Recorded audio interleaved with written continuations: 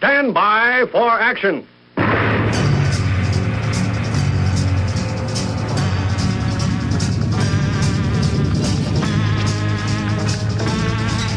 Thanks for joining me. My name is Dave Miller. I am the Unpleasant Blind Guy. Start out by thanking two really good commentators who are on Blog Talk Radio, part of New Media. That would be the Underground Professor and Hold Your Awakens. Now, the Underground Professor comes on late in the evenings, weeknights, and if you want to actually learn something and have some fun at the same time, check out the Prof's program. His knowledge is deep, and he has a good time sharing it with everyone. Hold Your Awakens program is somewhat different. He doesn't come on a regular schedule, but he is definitely worth following on the Twitter so that you can find out when he's going to do a show, because when he does one, he brings information and passion to his commentary. And both he and the Underground Professor bring something that is sadly lacking in old media, the truth. Now, before I begin the show proper, I want to give a big shout out, mad respect, and wishes for safety and success to all those involved in Operation American Spring. This is an expression of the American people who are simply tired of their government acting unlawfully. It is an honorable endeavor, and I only wish that I could be there in D.C. with them. But I do stand with them in spirit and wish to express my gratitude and my support for any future Operation American Spring events that will come up in Washington, D.C., or any other place in the United States of America. This is an important thing that patriots are doing. All right, now, you've heard me say many times on this show that the leaders of the progressive and statist movements are the mind masters, the truth twisters, the puppeteers. And there may be some progressives out there who get hold of this program, and they may say, well, come on, you're being completely ridiculous. Now, you must be some kind of conspiracy theory nut job wearing a tinfoil hat.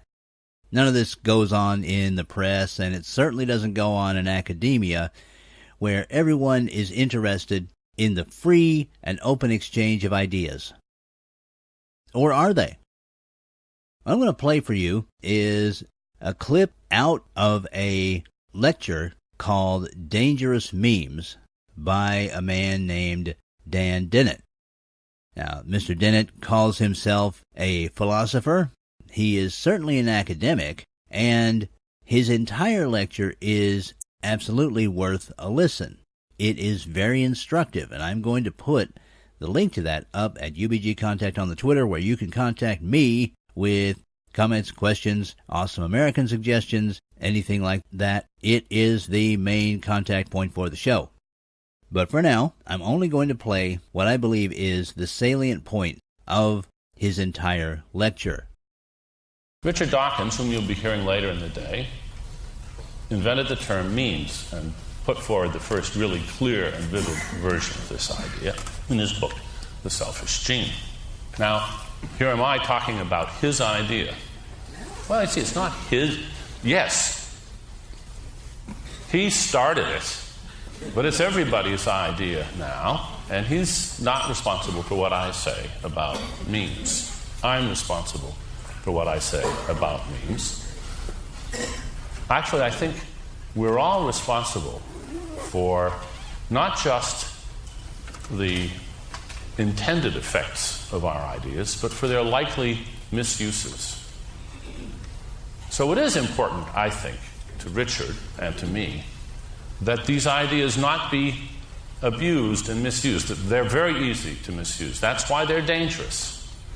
And it's just about a full-time job trying to prevent people who are scared of these ideas from caricaturing them and then running off to one dire purpose or another. So we have to keep plugging away, trying to correct the misapprehensions so that only the benign and useful variants of our ideas continue to spread.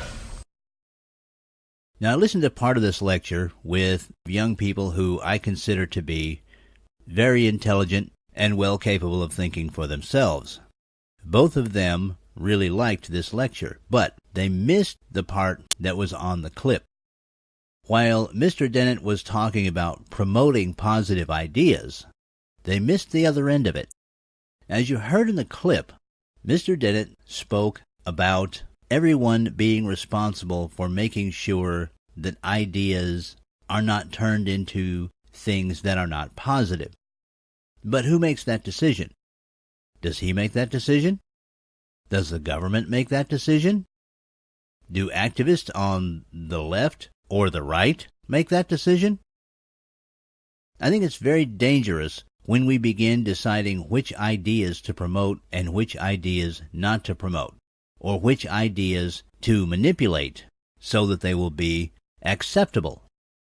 Now, I'm not as big a Glenn Beck fan as I used to be, but Mr. Beck keeps a number of items from Nazi Germany, from the time of the Third Reich. Now, people on the left claim that he keeps these because he admires the Third Reich. Quite the contrary. Mr. Beck keeps these items as a demonstration of the phrase, never again. As we move forward, debating the news of the day and possible implications of these events in the future and in our lives, it's my hope that instead of trying to manipulate everyone's ideas in some Orwellian fashion, we allow the free and open discussion of all ideas, those that we consider the good and those that we consider the bad. Society, not government, not the press, and not academia, will help to determine whether those ideas are good or bad. Now, an idea I consider good is activism on the part of young people when it comes to resistance against Common Core. And that brings me to this show's Awesome American. And that Awesome American is 13-year-old Sierra Olivero. Now, the story I'm going to read comes from the Daily Caller, and it was filed on April the 9th. Headline: 13-year-old sent to principal's office after informing students of Common Core opt-out rights. And this is by Bobby Sove. A 13-year-old New York student says she was suspended for informing other students of their right to opt out of Common Core aligned standardized testing. The student, Sierra Olivero of Orange Ulster BOCS School in Goshen, New York, was told to, quote, shut her mouth, unquote, about the fact that students were not actually required to take the tests. Administrators suspended her for 2 days. Olivero believed that the tests were, quote, set up for the kids to fail, unquote. According to the Times-Herald record, it's an opinion that many educators, administrators, and parents share. After she began telling other students that they were not legally required to take the tests, she was told to stop spilling secrets. Eventually, she was called to the principal's office, where she was interrogated over her actions. She was asked, quote, why she was telling students they didn't have to take the test, unquote. I replied, she said, I did some research and it said they don't have to, she said in a statement. The principal inquired whether she had researched both sides of the issue. She eventually left the principal's office without permission, and this was the reason given for her suspension. But Olivero believes her anti-Common Core advocacy played a role in the punishment. She has filed a complaint with the school district. Superintendent William Hecht told the Daily Caller that the law prevents him from discussing individual student cases. However, he did say that 9 other opt-out students were not suspended. Quote, we suspend students for violating the code of conducts, he said. We do not suspend students for opting out of exams or speaking out against them. Okay, let's be real here, folks. What happened is that Sierra went to the principal's office and was browbeaten for speaking out, and out of disgust left. Now, technically speaking, they may be right for suspending her based on the fact that she left the principal's office. But I think that such treatment of a young person advocating for her fellow students against an overreaching government program like Common Core would be reason enough to want to leave the situation. It is quite understandable that a 13-year-old would seek to escape an interrogation by what amounts to government hacks over her activism. We've reached a time in the United States of America where heroes are needed to stand up and speak out against this government. Heroes like those involved in the American Spring, heroes like parents who stand up even in the face of arrest at school board and PTA meetings, and heroes like Sierra Olivero, the awesome American for this show. That's it this time. I appreciate each and every one of you. Thank you for listening, and may your God go with you. Goodbye.